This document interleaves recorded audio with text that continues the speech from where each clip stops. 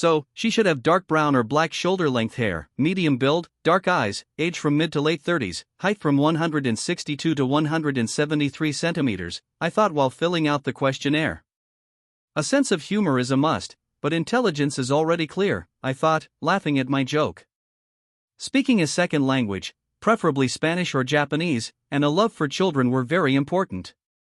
I reviewed my answers, tweaked them a little, and submitted the questionnaire. I also added a short paragraph about myself, without mentioning names, and explained why I was doing this. I wasn't looking for a runway model, far from it.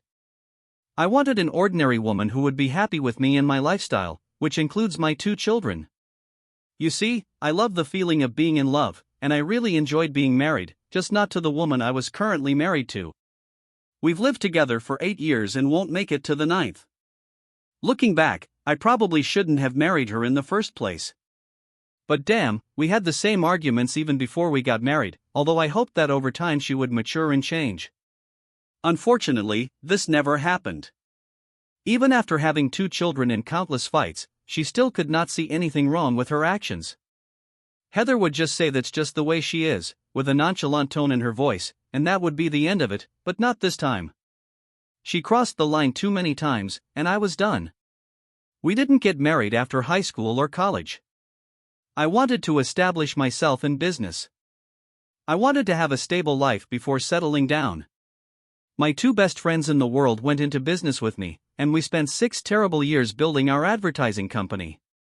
We weren't giants, but we had a good customer base and were growing year after year. I met Heather at a friend's party 2 years earlier, when our business was just starting to take off, slowly but surely. She was blonde, tall, and very attractive. I'm not a troll, but I don't have the look that makes women lose their heads.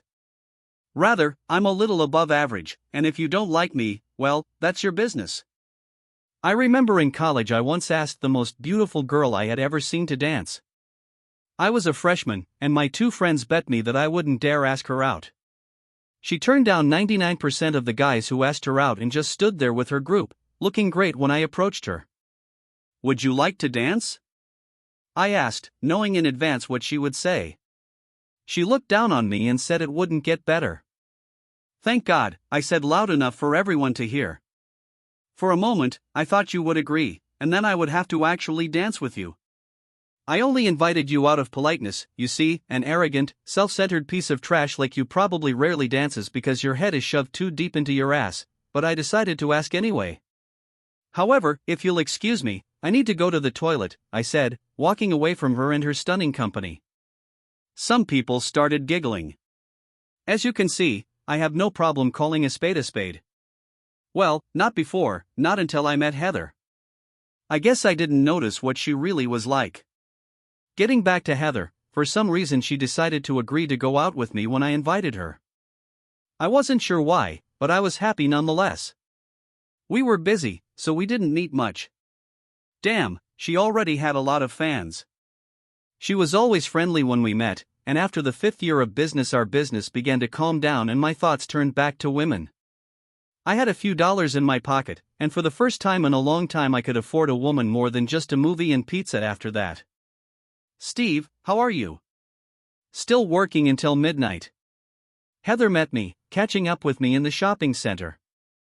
"There is still work to be done, but we are starting to see light at the end of the tunnel." "And how are you?" "Still at the same accounting firm." "For years next week," she said proudly. "Should we go somewhere to eat and chat?" "Of course, it would be great." "I'll look at my schedule and call you back," I said, astonished by the fact itself. "Great, I'm waiting for your call," she said with a big smile. "Well, I have to go. I have a hair appointment and I don't want to be late." She waved and disappeared in less than 2 minutes. I won't bore you with the details of our dates after that or my clumsy attempts at courting Heather. Let's just say I did my best and had some success.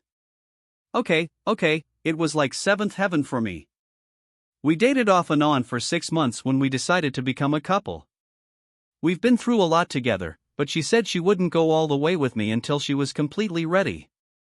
When we celebrated 4 months of our romance, I decided to give her an unforgettable evening.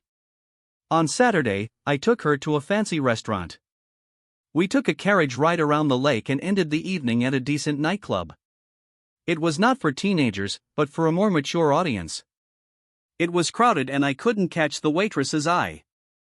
"Wait, I'll go to the bar and get us some drinks."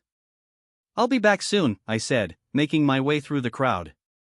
It only took me 10 minutes, but when I got back to our table, I noticed she wasn't there. Maybe she's in the ladies' room, I thought as I sat down and waited. She wasn't hard to spot on the dance floor with her blonde hair. I couldn't believe my eyes, so I stood up to see better. Yes, it was Heather with some very tall guy. They were dancing to some salsa music, and she looked amazing dancing, but too close to him for my comfort. When the dance ended and the slow music started, I assumed she would return to the table, but as they continued dancing, something clicked in me. It took me 3 months to get this close to her. If the music hadn't stopped at that moment, I would have gone over and stopped it myself. She returned to our table with a big smile on her face. "You're back," I said as she picked up her margarita. "It's hot there." She fanned herself with one hand and sipped her drink with the other. "I needed this," she added, putting the glass down. When another guy came up and asked her to dance, she was ready to get up and go with him, but I intervened. "If you go dancing with him again, you'll find another way home tonight." "Steve, it's just a dance. And we're also just on a date, right?" "Steve, you said to yourself that you don't like dancing, but you know how much I like it," she said, standing up. "It's just one dance, and I'll be back in 5 minutes." When she took 2 steps away from the table, I stood up. I abruptly put down my drink, turned around and started to walk away. I heard her calling me, and by the time I got to the door, I knew she was following me. I gave the valet my receipt and waited. "Steve, what the hell are you doing?" "I'm leaving, don't you see?" "Were you going to leave without saying a word?" "Heather, I told you inside that if you left again, I would leave, and you still went with that guy." "Steve, it was just a dance, what's the problem?" "It doesn't seem like a problem for you," I said as my car pulled up. "Steve, wait, I'll grab my purse and shawl." "I have the best idea, why don't you stay and have fun dancing with everyone you come across? That way you won't have to worry about me missing you while you're on the dance floor." I got into the car. "Don't call me, I'll call you myself," I shouted through the window to an already furious Heather. I left feeling like Paul Newman in Cool Hand Luke. "We have a misunderstanding here," I remember him saying from the window just before he was shot. Heather and I had the same experience. She didn't call me anymore, and neither did I. I dated others, and although I missed her terribly, I had no intention of being used or humiliated. If she had asked me first, perhaps I wouldn't have minded if she did a couple of quick dances with someone else. But never, I repeat, never a slow dance. There is no way in hell I would allow someone to be that close to my supposed girlfriend. Sandy and I had dinner at Tony's. It was our second date when I heard a familiar voice behind me. I didn't even turn to see whose voice it was. "Good evening, Heather," I said without looking at her. By then she had already moved to the edge of our table along with her man of the hour. "How are you doing?" "It's just wonderful, now that I'm no longer with an insecure man," she responded. "I'm glad to hear it, but if you'll excuse my manners, Heather, this is Sandy, Sandy, this is Heather, a girl I used to date." "Steve, we did more than just date." "That's right, we did, until you let your looks and ego get the best of you. But that's all in the past, isn't it? Allow me to introduce myself to your man for tonight." "It's not like that unless you're going to leave him for someone better later," I said sarcastically. "Fuck you, Steve." "Right, we never got to that point, did we? I can't say I regret it. Since we broke up, you've probably gone through a dozen boyfriends." I smiled as she turned her back to him and walked away. Her friend hurried after her. "What the hell was that?" Sandy asked. "Remind me not to get on your bad side." "What the hell did she do?" "Forcibly dragged you to a group of Hell's Angels." "I really don't want to talk about it, and that's all in the past." "Nonsense, Steve. By the way, the two of you were talking back and forth with each other." Anyone could tell that you both weren't over each other. Everyone can see it except you two. The evening went downhill after that. My brain was throwing out millions of bits of information to process. Steve, when you're done with her, maybe we can try again or not. I'm not used to being on the sidelines, and I don't like it. She was right. Apparently, I still had something. I mumbled something about calling her, but we both knew that wouldn't happen. I received another kiss and drove away in my car, not knowing where to go. The next week and a half was hard. We were late on 2 projects and had 3 others in the queue. When Ken told me to pull myself together, I knew he was right. I can't get Heather out of my head. Steve, listen, call her, buy her dinner, sleep with her, and come back tomorrow with a clear head. I need you 100% so we can finish the rest of the projects on time. So if you don't mind, let's get back to work. For Ken and Andy, my other partner, talking was easy. Both had fiancés who adored them and were well aware that they were working around the clock to complete the project. All Heather did was complain if she wasn't the center of the universe. But Sandy was right. I still had feelings for her. I was afraid to call and sent her an email instead. I asked if she was busy on Saturday and said I wanted to talk. When she answered and asked if that included dinner, I knew she would. I felt better, and so did Ken and Andy when I finished my project and helped them both complete theirs. See, we were equal partners, and when we wrote the corporation's bylaws, we made them very strict. Thus neither of us could sell our shares without the approval of the other two. The majority solved all cases. Each of us had our own specialties. Ken was a fantastic salesman and Andy was a phenomenal graphic designer. I was able to come up with slogans and put the whole project together, including making sure we made money. We were a good team. Steve, what the hell are we doing here? Heather asked when we finished ordering. Just 2 old friends having dinner together, that's all. Come on, and what kind of email? Were you afraid to call? Afraid I'd say no and bruise your little ego? With these words I stood up. You're probably right. It was stupid to think that you had changed. I put my napkin back on the table and stood up to leave. You will always be a selfish bitch. You will never think about anyone but yourself. Sit down. It was a stupid fucking joke. Couldn't the girl joke a little to lighten the situation? If it was a joke, it's not funny. And before we clear things up, I have a couple of things I need to say. Can we at least wait until the end of dinner before you start laying out your terms? I'm more than a little hungry, and if this gets too crazy, I don't want to miss out on what should be a great dinner. Why don't we have a couple of drinks, have a quiet dinner, and then deal with this after? She said with a smile that could melt the coldest heart. Okay, truce until dessert. Who said I'll give you dessert? Maybe a kiss, but I didn't say anything about dessert, she replied, taking a sip of wine. It turned out that she didn't mean what I thought about dessert, and her version was much better than mine. Well, isn't this better than screaming and yelling at each other? She asked as we were both lying in bed. Now about those terms and conditions. We resolved most of our differences that weekend. We set boundaries for each of us and developed a safe word when one of us crossed the line. More than once I received a call or email from Heather with one word, chocolate. We both knew what this meant. Gotta go guys, see you in the morning. Steve, where the hell are you going? We can finish Carter's layout by 9 if we work together, Ken told Andy and me. Andy looked exhausted and I was only running on 4 cylinders. Heather is waiting for me for dinner and I would rather see her face than yours over a cold pizza, I replied, putting on my coat. Besides, she has a much better body than you and I hope to get some before I get too tired. We became a couple again and 2 months later she moved in with me. I was still working like crazy, but I believed I was building a future for both of us. It had to pay off in the long run. When I showed Andy and Ken the ring I planned to give to Heather, they were shocked. Look, I have nothing against Heather and I know you adore her, but have you thought about what would happen if this doesn't work? I gave them a sullen look. Steve, listen to me.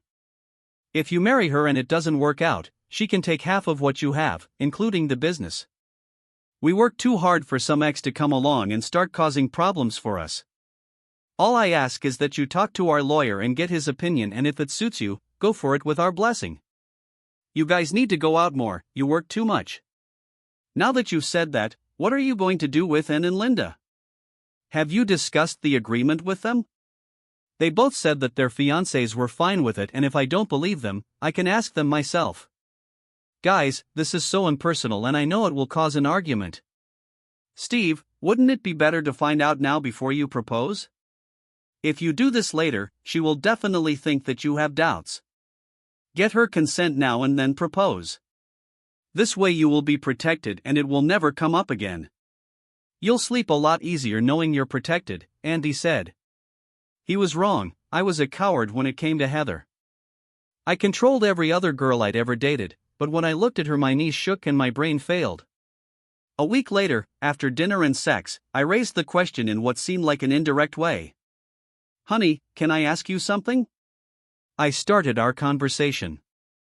Of course, dear, ask anything, she replied, settling comfortably next to me. Do you trust me? Do you think I'll ever hurt you? No, I hope not. Why do you ask? Have you done something? Now she sat looking at me. No, I didn't do anything. Just thinking about us and our future, that's all. Darling, I think about us every day and how happy I am. You know, I worked hard to make our business grow. I see this as our nest, for our future. You work too much and your partners don't appreciate everything you do for them, she replied, making what I should have asked even more difficult. We each have our own specialty and we work together to get the job done. It's always been like that.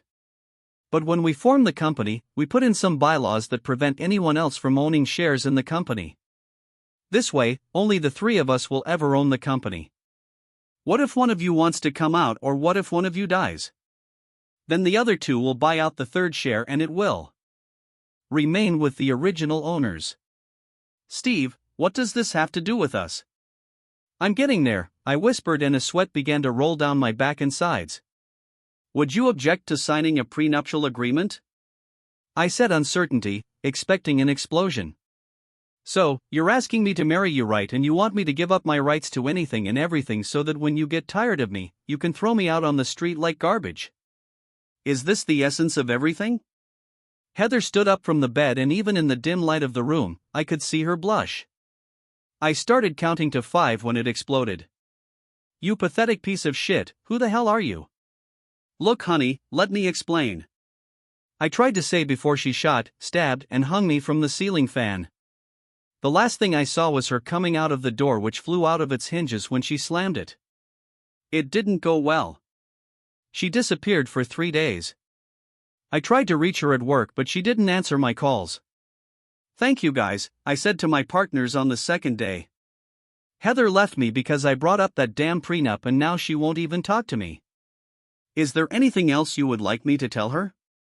I'm sure you can think of a couple more things to make her angrier at me if that's even possible. Steve, I'm sorry, but how would you feel if she left and you lost half of what you worked so hard to earn? Looks like I knew they were right. It just didn't make it any easier to accept. When I came home that night, she was already waiting for me. Do I look like some money-grabbing bitch? Do you think the only reason I'm with you is because of your money? So what? She shouted at me accusingly. Honey, I'm sorry about the other night, and no, I don't think so. It's just, if we get together and it doesn't work out. I started before she cut me off again. So this gives you everything and gives me nothing. Is that what you're saying? Can you go out to the left and leave me to my fate if I complain? Heather, I would never cheat on you. Oh, now I understand. You think that I am the one who will cheat. That's what it's all about. At least I'm glad I found out in advance what you really think about me. You really are a pathetic worm, aren't you? With these words, she turned her back to me. Now I'm angry. Okay, Miss Arrogance, what would you like to include then? I want to this point.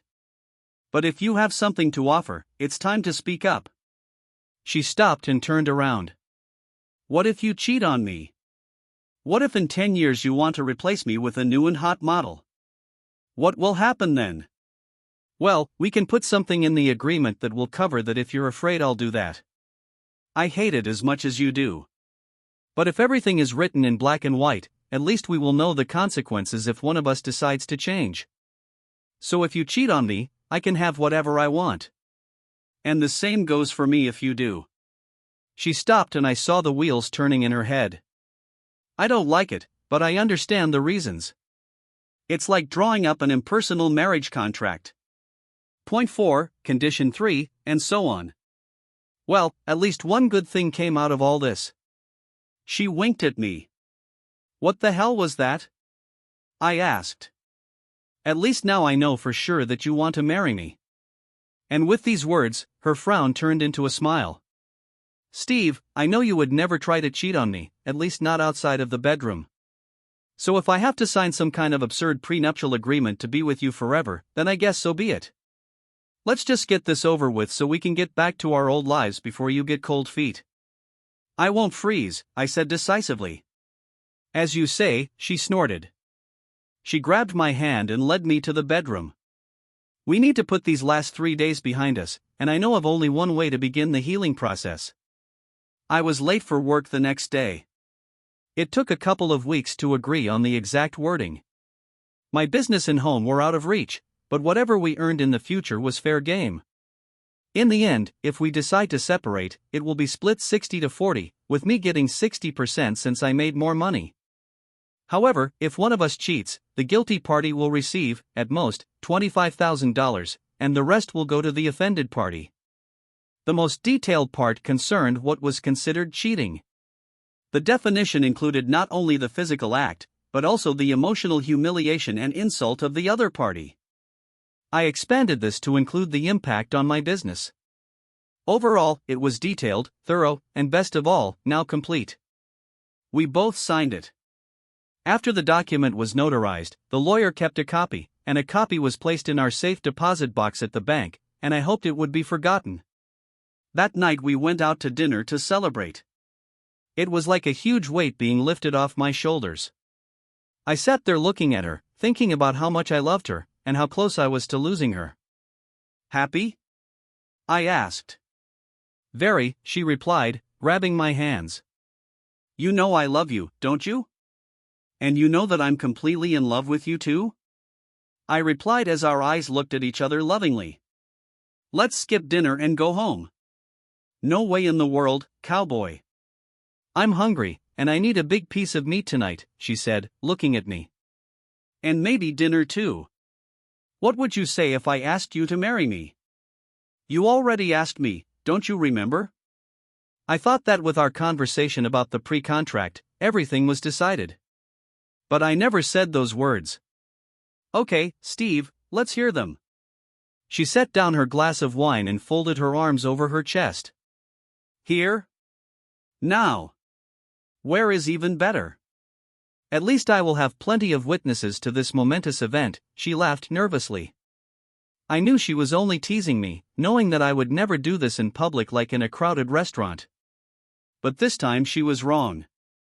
I've been carrying this ring with me for the past month, waiting for the right moment to offer it to her. I stood up, walked over to her, and pulled her to her feet. Steve, you're making me feel shy, she said, looking around as people started looking at us. I got down on one knee and took the ring out of my vest pocket. Heather, I love you more than anyone in the world. You make me happy, and I want to spend my whole life with you. Will you do me the honor of becoming my wife? I said it loud enough for everyone around us to hear. The place became deathly silent. Everyone was looking at us. She looked at the ring and said, yes, quietly. Yes, you crazy fool, I will marry you, she finally shouted out loud. The place erupted with applause. The visitors applauded and shouted congratulations to us. 4 months later, we had a small wedding, and 2 weeks after that I found out she was pregnant with our first child. After Gary Michael was born, she quit her job and became a full-time stay-at-home mom, and when Casey was born, we felt like our family was complete, as she put it. one boy, one girl, and a house with a white fence. We had everything. We had dinner with my partners and their wives once a month. Both also got married. Every quarter we held a party for all our clients. It wasn't a big deal, just dinner and drinks to thank them for their continued support. I probably started noticing this shortly after Gary was born, but I didn't pay much attention to it, although I probably should have. When she walked into a room, she wanted everyone to look at her. She began to dress provocatively enough to warrant this. It wasn't that noticeable at first, but then she started going overboard even more before she became pregnant with Casey. This stopped for a while after Casey was born, because she spent an insane amount of time dressing our daughter in the frilly outfits she could find. She was my little angel, but for Heather she was a dress-up doll.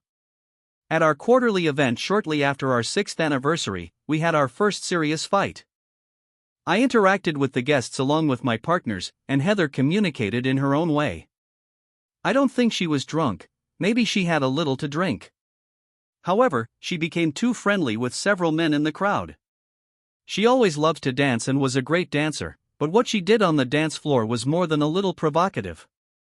The worst thing about it was that I wasn't the first to notice. It was N, the wife of one of my partners. "Steve, is Heather drunk?" "I don't think so, why do you ask?" She just turned me towards the dance floor. I didn't know who this guy was with whom she was dancing so openly. When the song ended, I was there. I grabbed her hand and asked her what the hell she was doing. "Steve, I'm dancing with a son of your oldest client. He asked me to dance and I agreed." "What is the problem?" "The problem is that I don't like my wife dancing with another man like that on the dance floor," I replied. "That's how all the young people dance now, it's not a big deal." "This is a big deal to me and you're not a young kid. You are married and have 2 children." "Steve, I may be older and have 2 kids, but I'm not dead yet," was her response. "I'm not telling you not to have fun, but when my partner's wife tells me what you're doing with some guy on the dance floor, it becomes my business. Think about what my other clients think. They're probably saying how lucky I am to have such a hot wife." She tried to smile. "Not with this group, Heather. These old people wouldn't say nasty things even if they had a mouthful of it, but know that they will reject a contract with us overnight if they think there is something going on that could affect their business." "Okay, I'll calm down, but you really need to relax." It was a long trip home. We were arguing about what behavior was acceptable for the wife of one of the owners. I expressed my opinion and she just rolled her eyes. After that it only got worse. At a charity auction 2 months later, she wore a skirt that I thought was too short. I expressed my displeasure and Heather said she wasn't going to change her clothes. "Steve, if you don't like the way I'm dressed, leave me at home and go yourself. You know I can't do this, they're both waiting for us." I resigned myself and we went, which I was not very happy about. She managed to walk around the entire room that evening, although I tried to keep her at arm's length. We danced more than half of the dances, and when slow music was playing, she suggested that we go home and make love. I would love to, but now I need to cool down. We still need to stay at the auction, this is a business dinner, not a party for fun, I tried to explain to her. Heather behaved well before the auction began. We won several items that I could use in my work. We were about to leave when a date with one of the attractive bachelors began to be arranged. I was only distracted for a few seconds to find out that she and another woman were actively bidding for this guy. "What the hell are you doing?" "You are crazy," I quietly shouted at her through clenched teeth, trying to smile. "I'm just raising the price," was her response. "Now think about what you are doing, if it is even possible. My married wife is bargaining for a date with a bachelor. Everyone in the room knows who we are, and it makes it seem like I'm either okay with this, or you don't care about our marriage. Either way, you made me feel ashamed. Grab your purse, smile at everyone, because we're getting out of here before you make any more trouble, is it clear? You don't have to talk to me like that and treat me like a child. Honey, if I don't do this, your little brain won't understand what I'm saying." This was said with the same stupid smile on his face. We finally made it out of the building. The explosion started in the car, and boy, was it a huge explosion. "Steve, I'm not an idiot. I have an MBA and a degree in accounting, she told me. Then use your brain sometimes. You know what they say, if you don't use it, you lose it, I retorted. Keep going, and I know something you won't get to use for a very, very long time. Is this supposed to be some kind of threat? Not a threat, a promise. Poison sprayed from her lips. I was angry, she was angry, and neither of us made concessions or gave up. Needless to say, I didn't get sex that night, or anything close to it, and not only that night, but the next, and even after that. Heard your wife almost bought a stallion the other night, and he tried to joke. Office stuff is one thing, but if she bought it, you'd have to pay for it out of pocket. When he saw that this did not have the expected effect on me, he realized that the joke was a bad one. Steve, it was a joke. It's not funny now, and it wasn't funny that night either, so if you don't mind, let's just forget about it, okay? No problem, I just thought. I stopped him right there. Look, I've had enough of one person who doesn't think before they say or do something stupid. I don't want to worry about you either. Let's just get back to work. Not the best start to Monday. Luckily, work was busy, and I could close the door and go about my business without worrying about anyone interrupting me. The atmosphere of the house was chilly to say the least, and if it weren't for our 2 children, I probably would have spent a lot less time there. We slept in the same bed, but there was like a 10-meter barrier between us. God forbid us if we accidentally touched each other.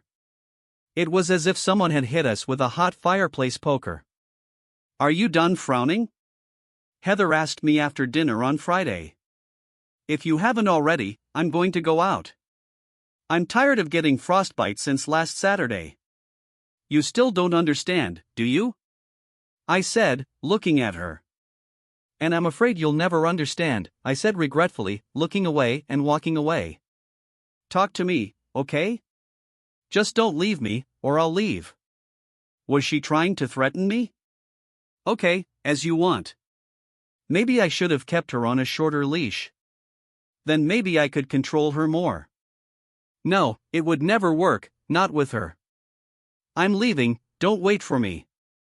She came out wearing a short black leather skirt that hid nothing and a white corset that was unbuttoned almost to her navel. After you leave, where should I send your things? I shouted after her. She glanced at me and walked out the door. I was going to drink myself into unconsciousness, but decided it was better not to. My marriage was dying, and not slowly. She didn't seem to care anymore. Although she was lousy as a wife, Heather was wonderful as a mother, and that was one of the few reasons I continued to tolerate her flippant attitude. She returned home a little before 1 o'clock in the morning. I pretended to be asleep. I was not in the mood to talk. I heard her taking a shower, using an electric toothbrush, and finally saw the lights go out. She climbed into our bed, and instead of staying on her side, she moved closer to me. I know you're not sleeping. Do you want to have fun? I'm hot for you tonight. I rolled over and just looked at her without saying anything for a minute. I guess you had to go out and hang out with other guys to want me, or do you want me to know what it's like to get handouts? Anyway, I lost my temper when you left that night. I took my pillow and lay down on the sofa.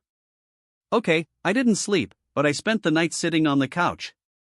I was tired of her flirting, dancing, and her attention to every guy who gave her even a drop of attention. I had a streak of jealousy a mile wide, but my sense of ownership began many years ago. She was my wife, no stranger. She married me, which meant to me that she was mine and I was hers. I definitely didn't trust her anymore. If she acted like this when I was around, I couldn't even imagine how she acted when I wasn't around. It was too scary a thought, and I was sad to think that I would probably soon start a new chapter in my life. Around 7 in the morning, I looked up, and there she stood. She was in a robe, leaning against the doorframe with her arms crossed over her chest. We need to talk. I didn't do anything with anyone else last night. I had a few drinks, danced with a few guys, and returned home. This is all. I didn't kiss anyone, no one groped me, and I didn't lie with anyone. You have to believe me. I saw her begging me to believe her. Why should I trust you? I see how you behave with our friends. I can't imagine what you do with strangers. I just don't want to argue about it anymore. You live your life, I will live mine. We will meet from time to time, and life will go on as usual. This way I won't have to worry about you embarrassing me. Are you giving up? Are you giving in to our marriage? She screamed. What marriage? I feel more like your supervisor than your husband. It's like a father trying to preserve his daughter's virginity. He does his best, but in the end, it's up to her to keep her or give her away. You gave away our marriage. Steve, you're an asshole. I didn't give anything away. That's right, you didn't give it away. You made me pay for it with your respect and the love I once felt for you again and again, but I have nothing more. Come upstairs and I'll make you feel good, just like old times. You still can't hear me, can you? I'm done, it's over. She got angry, muttered something under her breath and left. I thought I could live with her for the sake of our children, but I was wrong. She did everything she could to keep me interested, and although my body almost betrayed me a couple of times, my mind held on. I never told her about the Sunday block party, but somehow she found out. I was looking forward to a nice quiet evening with a few old friends. The last couple of times have been difficult, but this time I won't have to keep an eye on Heather and my guests. Is your wife coming this evening? Ken asked me as we stood at the bar. No, I didn't say a word to her. Well, looks like today isn't going to be fun, he joked, trying to cheer me up, but it didn't work. The party was in full swing, and we were just sitting down to dinner when I saw her from the corner. Her dress was too revealing. I was almost late, honey, Heather said, kissing me on the cheek. She grabbed an empty chair, pushing it and herself between me and the person on the right. I looked at her and she really looked gorgeous in what must have been a new dress. It perfectly emphasized her figure. Linda told me about the party, it must have slipped your mind. She looked at me. She whispered softly, you wouldn't want anyone to think there was trouble in heaven, would you? She smiled at the couple sitting across the table from us. I thought your wife wouldn't come, and he reminded me. You can thank your wife for being here, I told him with disgust. Hey, it's not her fault that you can't control your wife. I wanted to strangle him right then and there, and I think he knew it as soon as he opened his mouth. Perhaps she will be on her best behavior tonight. You know, he'll try to make amends for his guilt. Heather worked the room as most of the guys tried their best to look like they weren't looking at her top, but of course they were. When the band started playing, she calmly came up and invited me to dance. Why are you here? Haven't you done enough? Steve, you have two choices. We can be the loving couple we truly are, or I can be the biggest bitch that ever walked the face of this earth. Your choice. You really are a fool, aren't you? Do you think you can blackmail me into loving you again? You don't respect me, and you probably never did, but I sure as hell don't have to put up with this farce anymore. I left her. I approached Linda first, thanking her for telling Heather about the party, and then I approached the bartender. He gave me a drink, and I handed him $100 bill and told him what I wanted from him. He smiled. I didn't. I returned to my seat. Heather was in fine form this evening, drinking drinks like water and flirting with every guy, single or not. When she got on the dance floor with our client's brother, it got ugly. Many couples left knowing full well what was going to happen. I guess they didn't want to be there when the shit hit the fan. David, if your brother doesn't remove hands from my wife right now, he will have to examine the inside of the hospital room for a long time.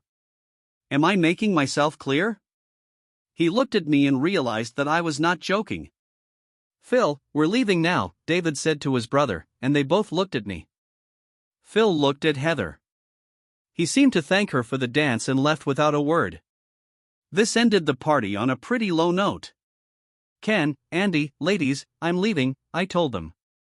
I might not come to work tomorrow and maybe the next day too. Looks like I have a personal matter to deal with, I told them. Steve, maybe if you talk to her, Linda began before I interrupted her. If Andy saw you acting like that, what would he do? She didn't have a good answer for that. I approached the bartender.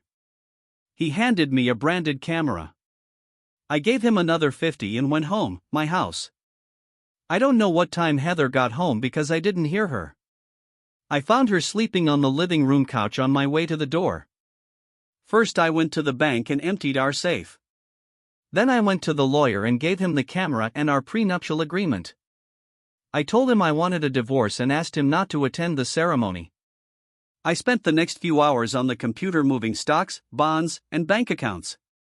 Credit cards were canceled, reissued in my name only, and I even emailed and notified our children's school that I had started the divorce process so she could not take the children and move away. I made sure my lawyer prepared a court order signed by the judge that stated that I was to be notified immediately if Heather came to the school and tried to take the children. Where have you been all day long?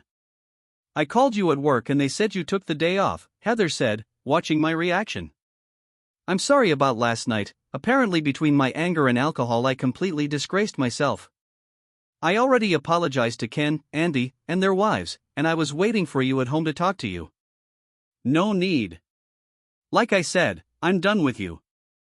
If I wanted to marry a woman of easy virtue, I would choose a better one than you. At least with I would know where I stood, but with you I never knew what to expect until I saw the footage from that night. I had my suspicions, but I never knew how cunning you could be. Thank you for finally putting everything on the shelf. Steve, you can't mean that. I'm sorry, we can get through this, I know we can. I just shook my head. Here's a check for $10,000 for legal fees. You will be served the documents on Thursday, and you will see that all of our old accounts and credit cards are now closed. You can stay in the house, just stay away from me. According to our preliminary agreement, we will share custody of the children, and since this house was mine before I met you, they will live here, at least for a while. Let's try to do this as civilized as possible, at least for the sake of the children. Don't even think about taking them and leaving. I have a signed court order that states that I will be notified immediately if you try to pick up children from school for any reason. When you get a lawyer, I will send him a copy of our prenuptial agreement. I wish I could say this is just a business relationship, but it's not, it's personal now. So if you'll excuse me, I need to tell our kids we're getting a divorce and make it as easy as possible for them.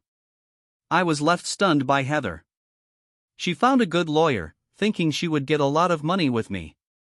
When he saw the agreement, the testimony I had collected from people at various parties, and the recording of her antics at the Sunday party, he had a meeting with her that was an eye-opener. She wasn't happy. The divorce went quickly because everything was clearly agreed upon. I don't know if she hated me, but she had to because my lawyer was merciless. Heather found herself in a one-room apartment with her jewelry, clothes, car, and a lot of money that would not last forever. I allowed her to see the children in the house, but I was always there. She got a part-time job as an accountant, and I heard that she also did some freelancing. I felt pretty good for the next 3 months. My children were with me because Heather could not support them. She saw them a couple of times a week. She was even allowed to visit them on weekends in her apartment. I tried not to interfere when she came to pick them up. I didn't have to see her if I didn't want to. I wasn't dating anyone other than I just didn't want to. We were busy and started to attract a lot of new clients. Then I was set up. No, I don't agree with this, I shouted at both of them. Why the hell would I agree to something like that? You know what she's like.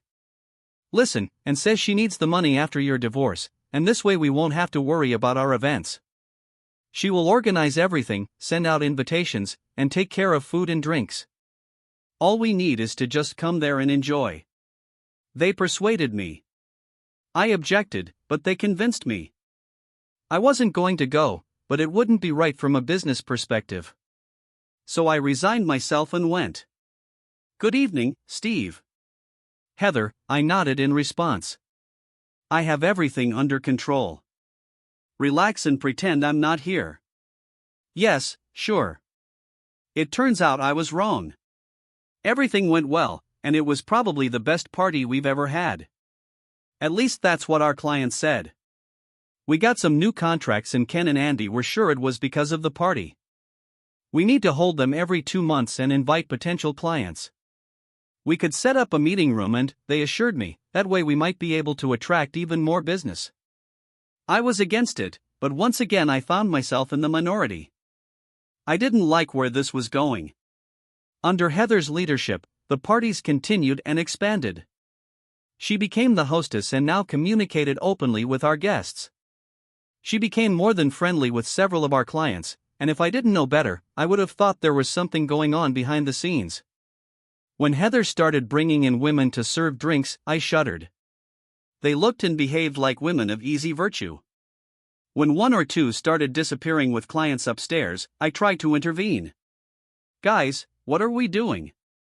You may get one or two clients, but our old clients won't wait for something to happen. They care about their reputation. Steve, we're getting more business than we can handle. Relax and go with the flow, Ken told me, looking at one of the girls. The guys can stay if they want, but I'm leaving. I don't want anything to do with this. I was heading out the door when Heather approached me. Already leaving, the party is just getting started. Did you ever really love me or was it just a game on your part? I really loved you, but you became so terribly boring. I was like a wild horse that wanted to run. You kept trying to keep me in the stall. By the way, I didn't cheat on you until that night. I guess I thought you were my white knight and would fight for me, but you never did. Be realistic. Why would I fight for someone who went out of his way to act like a prostitute and embarrass me? It sounds like you provide more to our clients than you have provided to me in the last 6 months of our marriage. When I pay a woman of easy virtue, I expect her to behave accordingly. I left her with her mouth open and maintained my dignity. After that night, I stopped going to company parties. Mr. Collins, I said, standing up from the table and pulling out the chair for him. I didn't expect you until tomorrow. Steve, I never like to put off bad news. I changed my schedule so we could meet this morning. Sit down, let's talk. Would you like something to eat or drink? I asked. Nothing, thank you. I won't stay long, he said, crossing his legs. Steve, I like you and it pains me to tell you that I'm taking my business. A group of 7 people doesn't approve of the direction your firm is heading in and we can't afford to be around if and when something ends up happening. I don't understand. Is this something we did? And if so, give us a chance to correct the mistake, I begged him. Steve, I have always appreciated you and you have never misled me, but your 2 partners are leading your firm down a shaky path. Can I ask you a personal question? Of course, please ask, I replied. I didn't see you at the last games. May I ask why you weren't there? It's quite a personal matter. You mean your ex-wife is recruiting girls for your new clients? Steve, one of them even had the courage to ask me if I wanted to go upstairs. As I said, we do not approve of the direction your company is heading in and we are considering other options. Think fast, my brain screamed out loud. What if I can guarantee you that in less than 30 days our company will make a complete 180-degree turnaround? What if I told you that if this doesn't happen, I'll start my own company? Look, it's only 30 days and if I'm wrong, what do you have to lose? Give me 1 month to prove this to you. I saw the wheels turning in his head. Okay, 30 days and not a day more. 30 days from this day, I will be here again to either shake your hand or pick up my business. Agreed. Thank you, I promise you I won't disappoint. I knew I had to quickly fix this hellish situation. Andy and Ken arrived late as usual. Guys, we have a big problem. Some of our clients are going to leave. Damn it, he was with his wife. I told them we will fix it but we only have 30 days. I need your help. What's the phrase?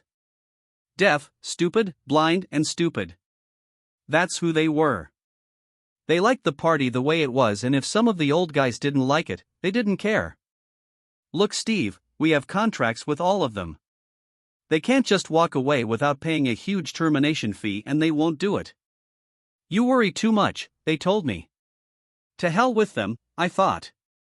I'm not going down without a fight. I took the phone.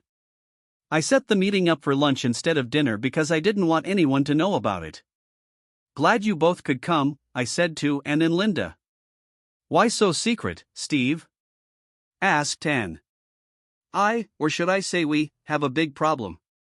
I then explained to them about my meeting with Mr. Bowie Collins and the conversation with their husbands yesterday. If I have to, I will start my own business. I worked too hard to build this business and see it destroyed because of my ex-wife and a couple of easy women. What kind of women of easy virtue? And perked up, straightening up in her chair. You haven't been to a party for the last 6 months. All these women serving drinks and snacks are Heather's hires. She told us they were former models, Linda added. More likely former models. They take potential clients to the top and offer them a small incentive to sign a contract. Our husbands would never agree to this, they both insisted. Are you going to the party on Saturday? I asked. Actually no, they become more like college parties than business events, and said, looking at Linda for confirmation. Now a very personal question, were your prenuptial agreements the same as Heather and I? Steve, after we saw what Heather signed, we told our husbands that there was no way in hell we would sign that, and we didn't. I was amazed. You didn't sign anything, just our marriage certificate, Linda said with a smile. My thoughts were spinning wildly. Can we meet on Sunday at my house, say at 10:30? For what? Asked Dan. I want to show you what really happens at these parties. I have a friend who will film everything. We can watch it together. Steve, isn't this a little sneaky? And felt uncomfortable. The question is, do you trust your husbands? I just want to put an end to what I think is going on, that's all. I'm sorry if I don't sound very sympathetic or concerned about Andy or Ken. This is my, and probably your, livelihood too. Well, I will do this with or without your consent, I just wanted you to know in advance. You can warn your husbands or leave it as is, it's your choice. Steve, are you really going to start your own business? Linda asked, seeming really worried. I wouldn't want it, but if I have to, then yes. Why don't we wait until Sunday? Perhaps their opinion will change after our conversation, and if not, well, then so be it. Since our company was paying for the rooms, the hotel had no problem getting my person to prepare everything in advance on Saturday morning. I told him I wanted video and audio in the dining room and both reception rooms. John, when everyone leaves on Saturday night, I want you to put away all the cameras and give me the CDs. I don't want to leave any traces that could come up and hurt me, okay? At least now I could confirm what I had heard or prove to my clients that they were wrong, even though I didn't think they were wrong. John brought everything just after 2 o'clock the next morning. Cameras, discs, and microphones, everything was in place. He left with a check for $700 in his pocket, and I went to bed. I wanted to look at one of the discs, but decided that it would be better to sleep because I didn't know what would happen next. Anne and Linda came to my house together. They had a bag of donuts and coffee from Starbucks. Turns out I didn't have to cook breakfast. Have you watched the disc yet? Anne asked, pouring herself some coffee and taking a donut. No, but I already put it in the DVD player. Well, let's see what we have, Linda purred as she finished her donut. It all started innocently enough. Maybe I was wrong, I told them. I then saw Heather look around and briefly leave the room. I switched to another DVD in time to see her enter one of the adjacent rooms and lock the door as she began to undress. She still looked good, the door opened, and Ken walked in. Let's just say he didn't come for drinks and snacks. No, please no, Anne said, looking at what they were doing. We watched most of the video, and I thought Ken was the only jerk until I saw Andy walk into one of the rooms with one of the women. Heather slept with 2 other men that night, and both ladies said they never thought she could be like this. And to think, we sympathized with her so much that we forced our husbands to hire her to organize these parties. Sorry again, Steve. There were a lot of sorry eases. It's okay, you didn't know, and to be honest, I didn't know either. But now I know. If you don't want to watch any further, I'd like to turn this crap off. I pressed the stop button. That asshole is dead by the time I get home, Anne said, seething with anger. I don't even want to see him, Linda screamed. I'm going to call him and tell him to pick up his things. I let them talk for a few more minutes before speaking. Ladies, I said as two angry women looked at me. Whether you like it or not, we still need them. For what? And screamed. Their work. They are both very good at what they do when they are at work. Now, if the company is to survive, we will need their help. Both women sat down, but were far from calm. I have a proposal for both of you that will give you the revenge you want on your husbands and still keep the company intact. I got their attention. I spent the next 2 hours laying out my plan. They didn't like everything, but they agreed with most of my suggestions. I called our corporate attorney, and within 3 hours our agreement was signed, certified, and recorded. Please don't freak out until the papers are filed in court Monday morning, I pleaded with them. By Tuesday you'll have an advantage, and after that I don't care what you do. And really, I didn't care. My ex-best friends set me up, especially Ken, and they'll get what they deserve. Monday was a typical Monday. We had a lot of work to do. After my morning meeting, I walked into my office, closed the door, and called my ex-wife. Heather, I need to meet you at my house tonight. My mom has the kids, so no one will disturb us. Steve, do you need me to wear anything special? She said in her sexiest voice. No, wear whatever you want. You are a cunning one. I knew you couldn't stay away from me. I'll be with you at 7, dear. I probably shouldn't have played along with her, but I couldn't resist. I wouldn't touch her, I thought to myself, but I felt like I had to warn her because, when it comes down to it, she's still the mother of my children, but thank God she's no longer my wife. I left the front door open, and just before family she came in, putting on a long coat. When Heather opened it, she was completely naked. I thought this would save time on undressing, at least on my part, she said, shedding her coat. I handed her a glass of wine and clinked it with her. To one once great marriage, I said, emptying my glass as a puzzled Heather looked at me. Take a seat because you're going to want to hear what I'm about to tell you. Steve, we can talk later. Now we need all our energy to reconnect with each other. Is that what you told Ken too, and the 2 other guys at last Saturday's party? I turned on the DVD player. I fast-forwarded to the part where she and Ken had sex. Turn it off, please turn it off, she screamed over the recording. It was a stupid mistake. He told me that if I didn't sleep with him, he would kick me out. I had no choice. What about the other guys? You can't say that each of them threatened you. Heather, stop lying. Her face became gloomy. What about the other 2 guys? She had no answer to this. The parties ended last Saturday. No more parties, no more messing around, no more Ken and Andy. But they still owe me for Saturday. I pulled out a wad of money from my pocket. I expect $300 for a trick. This should cover you and other women of easy virtue. I handed her the money. If I were a real asshole, I would turn this tape over to the authorities. But you are still the mother of our children, and I will not take them to jail to see you. Steve, I'm sorry. I needed money to live. I think you'll have to find another way to make money. Tomorrow the wrath of God will fall on Andy and Ken, and it won't be very nice. I suggest you get out of town for a couple of weeks. Maybe you can visit your mother out of state until this dies down, and I won't stop you from seeing children. And I will not tell them what you have become. It's between you and your conscience. However, until you get over it, you can only see them in this house. You can't take them somewhere on your own, and no night visits. Do we have clarity on this issue? I'm just sorry it ended like this. I thought we had a pretty good marriage, but I think you wanted more than I was willing to give. For a minute, I thought she was going to beg us again to give us another try, and if I hadn't seen the tape, I might have thought about it. But not now. Hell, there was no way I could get back with her, even though I still loved her. We talked and made plans for the future, and an hour later she left.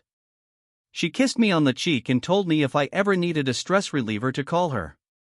This will never happen as long as I have 2 perfectly good hands. And divorced Ken, and for some reason Linda decided to try to make things right with Andy, although I still wouldn't want to be in his place. You see, each of the women received 50% of their husband's shares in our company. With these shares, Linda and I now had a controlling interest in the company. Andy and Ken were told that they would still be able to keep their jobs, but they would only be paid for what they did for the company in the future. They weren't happy about it, but something about alimony payments and a possible looming divorce kept them working. We have made the necessary changes to bring our company back to respectability, and although we have lost a few clients, we have maintained a stable client base. Now it's just Linda and me at the monthly meetings. Next year we plan to expand our staff and bring in some new graphic designers, but that will be our decision. I see Heather once every 2 weeks and have no idea what's going on in her life, and I don't care anymore. There are many mentions in my personality profile, and I have even met many of them. One young lady caught my attention. Her name is Kaik, and she lives in Japan.